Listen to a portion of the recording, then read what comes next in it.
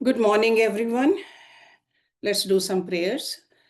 Om Guru Brahma, Guru Vishnu, Guru Devo Maheshwara, Guru Sakshat Parbrahma Tasmai Shri Guruve Namaha. Om Bhur Tat Savitravare Bhargo Devasya Dhimahi Diyo Yo Nah Prachodayat Asto Ma Sadgamya Tamso Ma Jyotirgamya Mrityurma Gamya. ओम सहनावतु सहना भुनक्तु सवीर्यं करवावहै तेजस्विनावधीतमस्तु मा विद्विषावहै। ओम शांति शांति शांति। ओम योग वशिष्ठ ग्रंथ। We are on the second book, द्वितीय, पेज नंबर 454, सर्ग नंबर 226। प्राणियों की उत्पत्ति के भेद। मच्छर के मृग योनि से छूटकर व्याध रूप होने का वर्णन। विपश्चित बोले, यानी विपश्चित इज दैट किंग, हे दशरथ, जब ये सब हो रहा था तब मैंने अपने इष्ट देवता से, जो तोते के वाहन पर सवार थे, प्रश्न किया कि हे देव, सब जगत के ईश्वर और अब संसार के भोक्ता, ये शव कौन था, कहाँ स्थित था और किस प्रकार गिरा। अग्नि बोले, हे राजन, ये अनंत त्रिलोकी जिसका आभास है, उससे इस शव का वृतांत वर्णन हो सकता है। एक त्रिलोकी से इसका वृतांत नहीं किया जा सकता। हे राजन, एक परम आकाश है जो चिन्ह मात्र पुरुष, सर्वत्र अनाम्य और अनंत है। वह आत्म तत्व केवल अपने रूप में स्थित है, पर उसका जो आभास संवेदन फुरना है, वही किंचन होता है। वह जब किसी स्थान में फुरता है तब ऐसी भावना होती है कि मैं तेज का अणु हूं। उस भावना के कारण से वह चित्त संवेदन अनुसा हो जाता है। जैसे कोई मानव सोया हो और स्वप्न में अपने को मार्ग में चलता देखता हो, अथवा जैसे तुम स्वप्न में अपने को सोया हुआ देखो, वैसे ही चित्त संवेदन ने अपने को अनु जाना। जैसे फुरना ब्रह्मा को हुआ, वैसे ही धूल के कण का भी अधिष्ठान में फुरना समान रूप से हुआ। जब उस अणु को देह की भावना होती है तब अपने साथ शरीर देखता है। देह के होने से नेत्र आदि इंद्रियां घनी होती हैं, तब ये देह अपने को और इंद्रियों से मिली हुई जानती है। जब अपना रूप जानकर जीव उनको ग्रहण करके इंद्रियों से विषय को ग्रहण करता है, तब वही चिद रूप जीव प्रमाद से आराध्य भाव को मानता है, पर अधिष्ठान सत्ता में कुछ हुआ नहीं। वह अद्वैत सत्ता ज्यों की त्यों अपने आप में स्थित है। So that means there's no change in the Atma. All those changes are only in the Prakriti.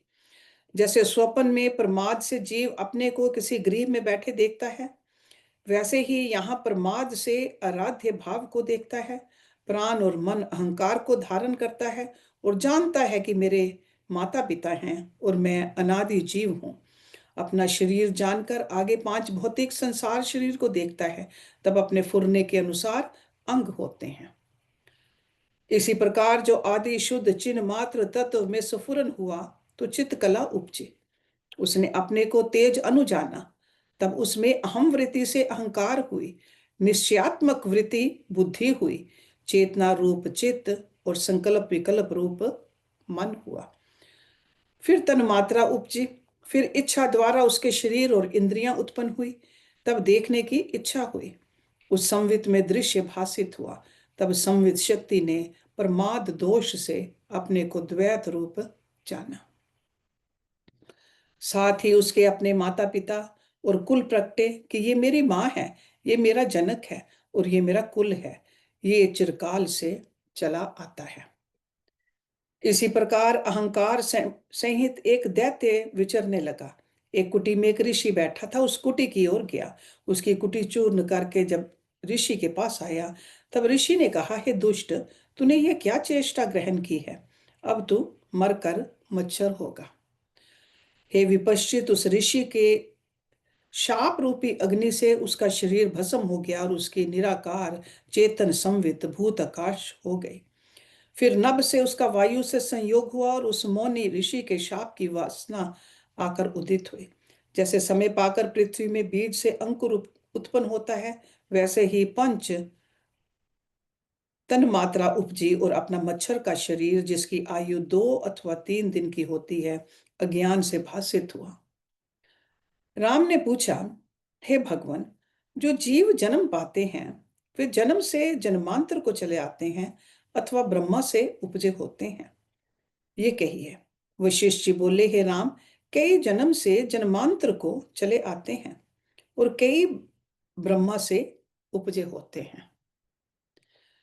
जिनको पूर्व वासना का संसरण होता है वे वासना के अनुसार शरीर पाते हैं और जन्म से जन्मांतर पाते चले आते हैं, और जिनको संस्कार बिना भूत भासित होते हैं वे ब्रह्मा से उद्भूत होते हैं। हे राम, आदि में सब जीव संस्कार रूपी कारण बिना उद्भूत हुए थे। उद्भूत मीन्स दे वर बॉर्न। तदंतर जन्मांतर होता है। जो संस्कार बिना भूत भासित हो उसे जानो कि ब्रह्मा से उत्पन्न है, और जिसको संस्कार से सृष्टि भासित हो उसे जानो कि उसका जन्मांतर है। So Janmantra means they were before in certain body and they came back into another body. जन्म अंतर। वह 2 प्रकार से भूतों की उत्पत्ति मैंने तुमसे कही है, अब फिर उस मच्छर का क्रम सुनो। हे राम, जब उसने मच्छर का जन्म पाया तब कमलियों में और हरी घास, तिल और पत्तों में मच्छरों को साथ लिए रहने लगा। निदान वहां एक हरिण आए और उसका पैर उस मच्छर पर इस प्रकार पड़ा जैसे किसी पर सुमेरु पर्वत आ पड़े। तब वह मच्छर चूरन होकर मृतक हो गया। मृतक होने के समय हरिण की ओर देखने लगा, इससे मरकर तत्काल ही मृग हुआ और वन में विचरने लगा। फिर एक काल में उसको बधिक ने देखकर बाण चलाया। उस बाण से वह मृग बिंद गया। बिंदे हुए घायल मृग ने बधिक की ओर देखा। बधिक इज हंटर। इसलिए वह मरकर बधिक हुआ और धनुष बाण लेकर मृग और पक्षियों को मारने लगा। एक समय वह वन को गया, वहां एक मुनीश्वर को देख उसके निकट जा बैठा। तब मुनीश्वर ने कहा, भाई, तूने ये क्या पाप चेष्टा आरंभ की है? इस चेष्टा से तू नरक को जाएगा। इससे किसी जीव को दुख ना दे। जिन भोगों के लिए तू ये चेष्टा करता है वे बिजली की चमक जैसे क्षणिक हैं।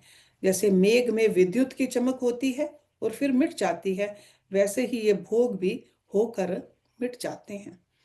जैसे कमल के पत्ते पर जल की बूंद ठहरती है पर उसकी आयु कुछ नहीं होती, क्षण भर में वह गिर पड़ती है, वैसे ही इस देह की आयु कुछ नहीं है। जैसे अंजलि में डाला जल नहीं ठहरता, वैसे ही जवानी चली जाती है। यौवन क्षण भंगुर और असार है, उसमें भोगना क्या है? इनसे कभी शांति नहीं होती। जो तुझको शांति की इच्छा हो तो निर्वाण प्राप्त होने का प्रयत्न कर, तब तू दुख से मुक्त होगा। अपने हिंसा कर्म को त्याग दे, इसके करने से नरक में जाएगा और कभी तुझको शांति न प्राप्त होगी। तू अपने हाथ से अपने पैर पर क्यों कुल्हाड़ी मारता है? अपने नाश के लिए क्यों विष बीज बोता है? इस कर्म से तू दुख स्वरूप संसार में भटकता फिरेगा और शांति कभी ना होगी। इससे अब तू वही उपाय कर जिससे संसार समुद्र के पार हो। नेक्स्ट सर्ग। मुनि द्वारा व्याध को ज्ञान उपदेश। चित्त ही जगत है, इसका युक्ति पूर्ण विवेचन। अग्नि बोले, हे राजन, ऋषिश्वर ने जब इस प्रकार उस बधिक से कहा तब उसने धनुष बाण त्याग दिया और बोला, हे भगवान, जिस प्रकार मैं संसार सागर के पार हो जाऊं वह उपाय कृपा करके मुझसे कहिए।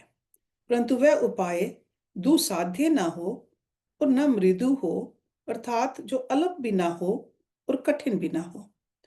ऋषिश्वर बोले, हे बधिक, मन को एकाग्र करने का नाम शम है। इंद्रियों के रोकने को दम कहते हैं, वही मौन है। मन को एकाग्र करने से अंतःकरण शुद्ध होता है और अंतःकरण की शुद्धता से आत्मज्ञान आता है। इससे संसार भ्रम दूर होकर परमानंद की प्राप्ति होती है। अग्नि बोले, हे राजन, इस प्रकार जब ऋषीश्वर ने कहा तब वह बधिक उठ खड़ा हुआ और प्रणाम करके तप करने लगा। इंद्रियों को उसने संयम में रखा और जो अनिश्चित यथाशास्त्र प्राप्त होता उसका भोजन करने लगा। हृदय से सब क्रियाओं की मौन वृत्ति धारण की। जब उसको कुछ काल तप करते व्यतीत हुआ तब उसका अंतःकरण शुद्ध हुआ। ये ऋषीश्वर के निकट आ प्रणाम करके बैठ गया और बोला, हे भगवान, बाहर जो दृश्य है वह हृदय में किस प्रकार प्रवेश करता है और स्वप्न में अंतर की सृष्टि बाह्य रूप वो कैसे दिखती है, ये कृपा करके कहिए। ऋषीश्वर बोले, हे बधिक, तूने ये बड़ा गूढ़ प्रश्न किया है। यही प्रश्न मैंने भी गणेश जी से किया था और उनके कहने से मैंने जो जाना है वह सुन। एक समय यही संदेह दूर करने का उपाय मैंने भी किया था। पद्म आसन बांध बाहर की इंद्रियों को रोक मन में लगाया और मन बुद्धि आदि को पुर्यष्टका में स्थित किया। फिर पुर्यष्टका को भी शरीर से विरक्त किया और उसे नभ में निराधार ठहराया। निदान जब विलक्षण होना चाहता तब अद्भुत हो जाता और जब देह में व्यापना चाहता तब व्याप जाता। So that means whenever he wanted to come back into the body, he could. Whenever he wanted to just detach from the body, he could. Okay. And Paryushtika means the Atma. इस प्रकार जब मैं योग धारणा से पूर्ण हुआ तो एक समय मैंने देखा एक पुरुष मेरी कुटी के पास सो रहा है और उसकी सांस भीतर बाहर आती जाती थी। उसको देखकर मैंने ये इच्छा की कि इसके भीतर जाकर कौतुक देखूं कि क्या अवस्था होती है। ऐसे विचार कर मैंने पद्मासन बांधा और योग की धारणा करके उसके श्वास मार्ग से भीतर प्रवेश किया। जैसे ऊंट ऊंघता हो और उसके श्वास मार्ग से भीतर सांप प्रवेश करे, वैसे ही मैंने प्रवेश किया। उसके भीतर अपने अपने रस को ग्रहण करने वाली नाड़ियां मुझे दिखाई पड़ी। कई वीर्य को ग्रहण करने वाली हैं, कई रक्त और कफ को ग्रहण करती हैं, कई मलमूत्र वाली हैं। अनेक विकार जो उसके भीतर थे वे सब देखे। इससे मैं अप्रसन्न हुआ कि ये तो महा अपवित्र स्थान है। यहाँ रक्त मज्जा से युक्त महानरक के तुल्य अंधकार है। फिर और आगे गया तो मैंने एक कमल देखा जिसमें उसका संवेदन फुरता था और संवित शक्ति जो महातेज युक्त हृदय आकाश है वह भी वहां स्थित था। वही त्रिलोकी का आदर्श है। त्रिलोकी में जो पदार्थ हैं उनका दीपक है और सब पदार्थों की सत्ता है। ऐसी संवित रूपनी जीव सत्ता वहां स्थित थी। मैं उसमें तद्रूपता को प्राप्त हुआ। फिर मैंने रवि, शशि, पृथ्वी, जल, तेज, वायु, आकाश, पहाड़, समुद्र, देवता, गंधर्व आदि नाना प्रकार के स्थावर जंगम विश्व को देखा। ब्रह्मा, विष्णु और रुद्र सहित संपूर्ण सृष्टि को उसके भीतर देखकर मुझे आश्चर्य हुआ कि उसके भीतर सृष्टि किस प्रकार भासित हुई। हे बदिक, उसने जागृत में उस सृष्टि का अनुभव इंद्रियों से किया था और भीतर चित्तत्व में उसका संस्कार हुआ था। वही भीतर भासने लगा। भीतर जो भूत सत्ता थी वह उसके स्वप्न में बाहर सृष्टि रूप बनी और मुझको प्रत्यक्ष भासित होने लगी। जैसे जागृत प्रत्यक्ष अर्धाकार भासता है वैसे ही मुझको ये सृष्टि भासित होने लगी। हे बदिक, इस जागृत सृष्टि और उस सृष्टि में मैंने कुछ अंतर ना देखा। दोनों तुल्य हैं। चिर पर्यंत प्रतीति का नाम जागृत है और अल्पकाल की प्रतीति का नाम स्वप्न है, पर स्वरूप से दोनों तुल्य हैं। तुल्य मीन्स एक जैसे। जो उसके स्वप्न के अनुभव में था वह मुझको जागृत दिखा और जो मुझको जागृत दिखा वह उसको स्वप्न दिखा। निद्रा दोष से उसको स्वप्न हुआ तो उसको भी उस काल में जागृत रूप भासित होने लगा, क्योंकि स्वप्न जो स्वप्न रूप है वह जागृत में स्वप्न है और स्वप्न में तो जागृत है। वैसे जागृत भी अपने काल में जागृत है, नहीं तो स्वप्न रूप है। अतः जागृत में भी जो सत्य की प्रतीति है वही परमार्थ है। इन दोनों में कुछ भेद नहीं, क्योंकि जागृत और स्वप्न दोनों का अधिष्ठान चैतन्य सत्ता पर ब्रह्म ही है, और उसी के प्रमाद से प्राण के साथ संबंध हुआ है। जब प्राण से चित्त संवेदन मिलता है, तब उस स्फुरन रूप के जीव, मन, चित्त, बुद्धि, अहंकार आदि नाम पड़ते हैं।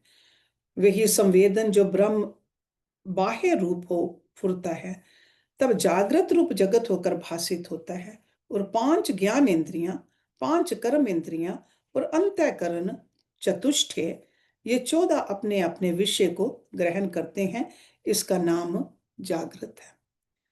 जब चित्त स्पंदन निद्रा दोष से अंतर्मुख फुरता है, तब नाना प्रकार के स्वप्न सृष्टि देखता है, और उस समय वही जागृत रूप भाषित होता है।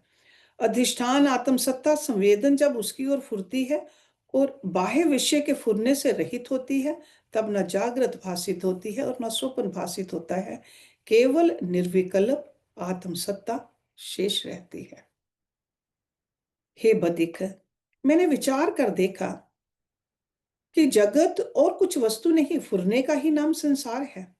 जब चित्त संवेदन स्फुरन रूप होता है, तब जगत भासता है, और जब चित्त संवेदन फुरने से रहित होता है, तब जगत की कल्पना मिट जाती है। इसलिए मैंने निश्चय किया है कि वास्तव में केवल चिन्ह मात्र है, जगत कुछ वस्तु नहीं, मिथ्या कल्पना मात्र है। हे बधिक, जगतवास भावना त्याग कर अपने स्वरूप में स्थित हो। अब वही वृतांत फिर सुनो। जब उसके भीतर मैंने स्वप्न और जागृत अवस्था देखी, तब मैंने ये इच्छा की कि सुषुप्ति अवस्था भी देखूं, और विचार किया कि सुषुप्ति प्रलय का नाम है, जहां दृष्टा, दर्शन, दृश्य तीनों का अभाव हो जाता है। परंतु जहां मैं देखने वाला हुआ, वहां महाप्रलय कैसे होगी, और जो मैं जागने वाला न हूं, तब सुषुप्ति को कौन जानेगा। हे बधिक, तब मैंने विचार कर देखा कि सुषुप्ति और कुछ नहीं, जहां चित्त की वृत्ति नहीं फुरती, उसी का नाम सुषुप्ति है। In English we call it deep sleep, सुषुप्ति। ऐसे विचार कर मैंने चित्त को फुरने से रहित किया। तब उसकी सुषुप्ति देखी तो क्या देखा कि ना कोई वहां अहम और त्वम शब्द है, ना शुभ है ना अशुभ, ना जागृत है ना स्वप्न, और ना सुषुप्ति की कल्पना है। सब कल्पना से रहित केवल चित्त सत्ता मैंने देखी। जो कहो कि सुषुप्ति निर्विकल्प कैसे देखी, तो उसका उत्तर यह है कि अनुभव ज्ञान रूप आत्म सत्ता सर्वदा ज्यों की त्यों है। उसमें जैसा आभास फुरता है, वैसा ही ज्ञान होता है। ये जो तुम भी प्रतिदिन देखते हो और सुषुप्ति से उठकर जागते हो कि मैं सुख से सोया था, वह अनुभव से ही देखते हो। वैसे ही मैंने भी वह देखा। जहां चित्त संकल्प कोई नहीं फुरता, केवल निर्विकल्प है, परंतु सम्यक बोध से रहित है, उसी अभाव वृत्ति का नाम सुषुप्ति है। फिर मुझको तुरीयावस्था देखने की इच्छा हुई, पर तुरीयावस्था देखना महाकठिन है। एंड तुरीया इज व्हाट? समाधि। तुरीयावस्था साक्षी भूत वृत्ति का नाम है। वह सम्यक ज्ञान से उद्भूत होती है। वह जागृत, स्वप्न और सुषुप्ति अवस्था की साक्षी और सुषुप्ति की तरह है।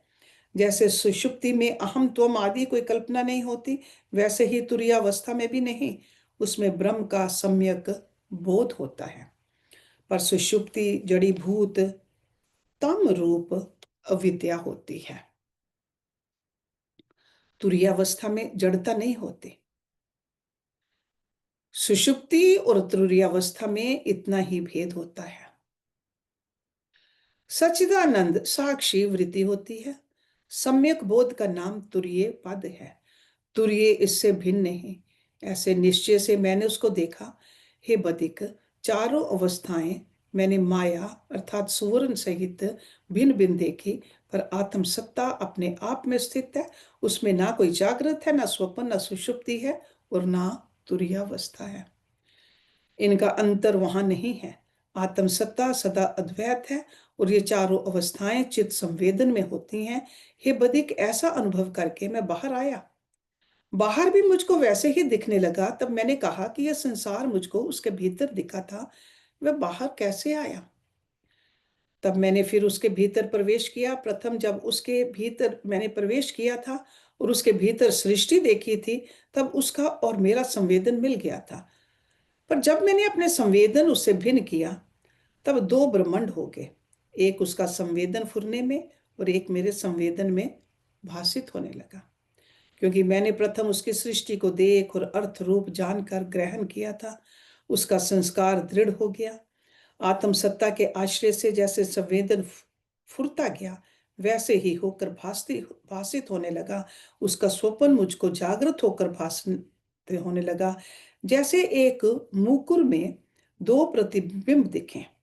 वैसे ही एक अनुभव में मुझे दो सृष्टियां दिखने लगी।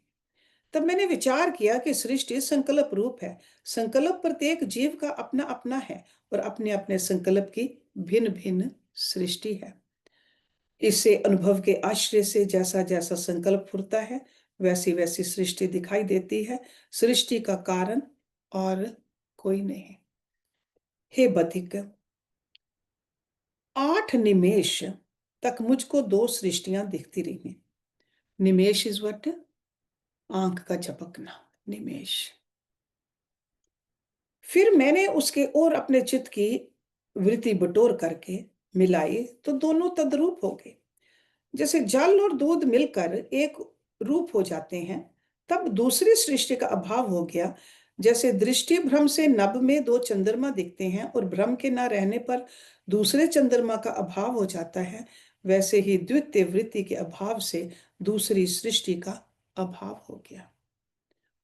निदान एक ही सृष्टि दिखाई देने लगी। नाना प्रकार के व्यवहार होते दिखे और चंद्रमा, सूर्य, पृथ्वी, द्वीप, समुद्र स्पष्ट भासित होने लगे। कुछ काल के उपरांत चित्त की वृत्ति सुषुप्ति की ओर आई और स्वप्न की सृष्टि का विस्तार लीन होने लगा। जैसे संध्या वेला सूर्य की किरणें सूर्य में लय हो जाती हैं। जब वह सृष्टि चित्त में लय होने लगी, तब स्वप्न की सृष्टि मिट गई, सुषुप्ति अवस्था हुई और सब इंद्रियां स्थिर हो गई। हे बदिक, सुषुप्ति तब होती है जब जीव अन्न भोजन करता है और वह संवाही नाड़ी पर आकर स्थित होता है। तब जागृत वाली नाड़ी ठहर जाती है और उससे प्राण भी ठहर जाते हैं। तब मन भी ठहर जाता है, उसका नाम सुषुप्ति है। जब मन फिर फुरता है, तब जागृत अवस्था होती है। इतना सुनकर श्री राम ने पूछा, हे मुनीश्वर, जब मन प्राणों से ही चलता है, तब मन का अपना रूप तो नहीं हुआ? वशिष्ठ बोले, हे राम, परमार्थ से कहो तो देह ही नहीं है, तो मन कहाँ हो? जैसे स्वप्न में पहाड़ दिखते हैं, वैसे ही ये शरीर दिखाई देता है, क्योंकि सबका आदि कारण कोई नहीं। इससे जगत मिथ्या भ्रम है। केवल ब्रह्म सत्ता अपने आप में स्थित है। जो तत्व वेता है, उसको तो ऐसे ही भासित होता है। तत्व वेता means the knower of the essence, तत्व वेता। अज्ञानी के निश्चय को हम नहीं जानते हैं। जैसे सूर्य उल्लू के अनुभव को नहीं जानता और उल्लू को सूर्य के निश्चय को नहीं जानता, वैसे ही ज्ञानी और अज्ञानी का निश्चय भिन्न भिन्न होता है। शुद्ध चिन्ह मात्र आकाश में जगत भ्रम कुछ नहीं है, पर स्फुरन भाव से जीव अपने चेतर वपु को भूल ज्ञान बिना ही मन भाव को प्राप्त होता है और तब मन आत्मसत्ता के आश्रित होकर प्राण वायु को अपना आश्रय कल्पित करता है कि ये मेरा प्राण है। हे राम, फिर जैसे जैसे मन कल्पना करता है, वैसे वैसे शरीर, इंद्रियां और संसार दिखाई देते हैं। पर ब्रह्म सर्वशक्ति संपन्न है। उसमें जैसी भावना से मन फुरता है, वैसा ही वैसा रूप भासित होता है। वास्तव में और कुछ नहीं, केवल ब्रह्म सत्ता ही अपने आप में स्थित है। मन का फुरना जैसे जैसे दृढ़ हुआ है, वैसे ही वैसे देह, इंद्रियां और जगत भासित होने लगा है। जैसे स्वप्न में कल्पना मात्र जगत दिखता है, वैसे ही इसे जानो। हे राम, जितने विकल्प उठते हैं, वे सब मन के रचे हुए हैं। जब मन का उदय होता है, तब यह स्फुरन होता है कि यह पदार्थ सत्य है और ये असत्य है। जब चित्त शक्ति का मन से संबंध होता है, तब प्रथम प्राण उदित होते हैं और प्राण को ग्रहण करके मन कहता है कि मैं जीव हूं, प्राण ही मेरी गति है, प्राण के बिना मैं कहां था। फिर कहता है कि जब प्राण का वियोग होगा तब मैं मर जाऊंगा, फिर ना रहूंगा। फिर ऐसे कहता है कि मैं मरकर भी मैं जीऊंगा। हे राम, संशय वाले को ना इस लोक में सुख है और ना परलोक में। जब तक आत्मबोध का साक्षात्कार नहीं होता, तब तक चित्त भी निर्वाण नहीं होता और विकल्प भी नहीं मिटते। हे राम, मन के विस्मरण का उपाय आत्मज्ञान को छोड़कर और कोई नहीं है, और मन के शांत हुए बिना कल्याण भी नहीं होता। दो उपायों में दो उपायों से मन शांत होता है। मन की वृत्ति स्थित करने और प्राण स्पंदन को रोकने से मन स्थिर होता है, तब प्राण रुक जाते हैं, और प्राण स्पंदन को रोकने से भी मन स्थिर होता है। जब प्राण विक्षोभ को प्राप्त होते हैं, तब चित्त में भी खेद होता है, और तभी जीव आध्यात्मिक और आदि भौतिक तापों की अग्नि से जलता है। मन को स्थिर करने से परम सुख प्राप्त होता है। इस मन की स्थिति दो प्रकार की करने से परम सुख प्राप्त होता है। इस मन की स्थिति दो प्रकार की है, एक ज्ञान की, दूसरी अज्ञान की। जब प्राणी बहुत अन्न भोजन करता है, तब वह नाड़ी पर जाकर स्थित होता है और प्राण ठहर जाता है। जब प्राण ठहरता है, तब मन भी जड़ीभूत हो जाता है। उसका नाम सुषुप्ति है। वे नाड़ियां कौन हैं जिस पर अन्न जाकर स्थित होता है? वे नाड़ियां वही हैं जिनके मार्ग से जागृत में प्राण निकलते हैं। जब वासना के साथ वही नाड़ियां रोकी जाती हैं, तब मन सुषुप्त हो जाता है। ये अज्ञानी के मन की स्थिति है, क्योंकि उसमें जड़ता है। अतएव वह संसार के लिए शीघ्र ही फिर उठ आता है। जैसे पृथ्वी में बीज समय पाकर अंकुरित होता है, वैसे ही वह संस्कार वश फिर सुषुप्ति से उठता है।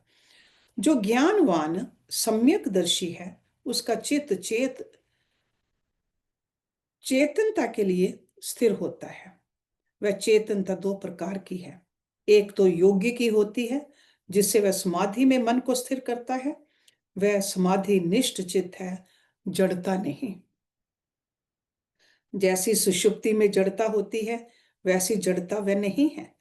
दूसरे ज्ञानवान जीवन मुक्त के चित्त की वृत्ति सम्यक ज्ञान से स्थिर होती है, क्योंकि उसका चित्त वासना में से रहित है। यही स्थिति है। जिसका चित्त इस प्रकार स्थिर है, उसी पुरुष को शांति होती है। और जिसका चित्त वासना युक्त है, उसको कभी शांति नहीं प्राप्त होती, उसके दुख भी नहीं दूर होते।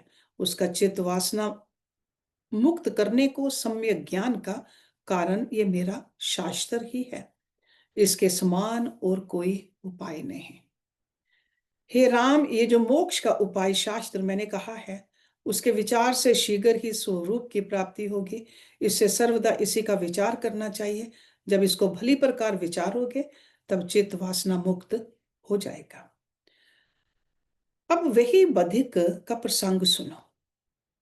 मुनीश्वर बोले, हे बधिक, जब मैंने उस पुरुष के चित्त में प्राण मार्ग से प्रवेश किया, तब देखा उसके प्राण रोके गए हैं, और अन्न से जो जागृत नाड़ी फुर्ती थी वह भी रोकी गई है, क्योंकि अन्न पचा ना था। इस कारण वह सुषुप्ति में था। उसकी सुषुप्ति में मुझको भी अपना आपा भूल गया। जब कुछ अन्न पचा, तब उसके प्राण जगने लगे, और तब चित्त की वृत्ति ने भी कुछ जड़ता को त्यागा, पर संपूर्ण जड़ता नहीं गई। प्राण के जगने से चंद्रमा सूर्य आदि जो कुछ जगत है वह भी जगा। तब मैंने नाना प्रकार के जगत को देखा कि मुझे अपना पूर्व संस्कार भूल गया। निदान वहां मैं भी अपने कुटुंब में रहने लगा। साथ ही मुझे अपनी कुटी दिखाई दी, और स्त्री पुत्र भाई जन बांधव सब दिखे। फिर मेरे देखते देखते प्रलय काल के पुष्कर मेघ गरजने लगे, मूसलधार जल बरसने लगा, और सातों समुद्र उमड़ने लगे। निदान जो कुछ प्रलय काल के उपद्रव होते हैं, वे सब प्रकट हुए। प्रथम अग्नि लगी। जब अग्नि लग चुकी और सब स्थान जल के, तब जल का उत्पात प्रकट हुआ। तब मैंने क्या देखा कि नगर ग्राम पूर्व मनुष्य पशु पक्षी सब बहते जाते हैं। हाहाकार शब्द के साथ बड़ा क्षोभ हुआ। मैंने एक और आश्चर्य देखा कि मेरी कुटी भी बही जा रही है। मेरे स्त्री पुत्र भाई जन आदि भी सब जल के प्रवाह में बहे जा रहे हैं। जिस स्थान में हम थे वह स्थान भी बहा जा रहा था और मैं भी लुढ़कता जाता था। निदान बहते बहते मुझको ऐसा कष्ट हुआ कि कहाँ कहाँ नहीं जा सकता। एक लहर से तो मैं ऊपर को चला जाता और एक लहर के साथ नीचे चला आता। तब मुझे अपना पूरा शरीर याद आ गया। जितना कुछ जगत है वह मुझको सब दिखने लगा। सब मिथ्या राग द्वेष मिट गया और देह की सब चेष्टा उसी प्रकार होने लगी। तरंग के साथ कभी ऊपर और कभी नीचे आता जाता था, परंतु मेरा हृदय शांत हो गया। उस समय नगर देश और मंडल बहते जा रहे थे। त्रिनेत्र सदाशिव और विद्याधर गंधर्व यक्ष किन्नर सिद्ध आदि सब बहते जा रहे थे। अष्टदल पद्म की पंखुड़ी पर बैठे ब्रह्मा जी और इंद्र कुबेर और विष्णु भी अपनी अपनी पुरियों के सहित बहते जा रहे थे। पहाड़ द्वीप लोकपाल भी बहते जा रहे थे। सब पतालवासी प्रलय के जल में बहते जा रहे थे। यम भी अपने वाहन सहित बहते जा रहे थे। किसी में ऐसी समर्थ्य ना थी कि किसी को कोई निकाले, क्योंकि आप ही सब बहते जा रहे थे और डूबते और गोते खाते थे। बड़े ऐश्वर्यशाली देवता भी बहे जा रहे थे। जो जगत सुख के लिए यत्न करते हैं वे महा मूर्ख हैं। लोग जिनके लिए यत्न करते हैं वे सुख और सुख के देने वाले सब बहते जा रहे थे। वैसे ही सब ऋषीश्वर भी बहते जा रहे थे। हे बदिक, मैंने इस प्रकार उसके स्वप्न में महा प्रलय होती देखे। So next week we will start with the next सर्ग। मुनि द्वारा स्वप्न में ही महाप्रलय का वर्णन। ओम पूर्णमदा पूर्णमिदं पूर्णात् पूर्णमुदच्यते पूर्णस्य पूर्णमदाय पूर्णमेवावशिष्यते। ओम शांति शांति शांति। ओम। Thank you very much.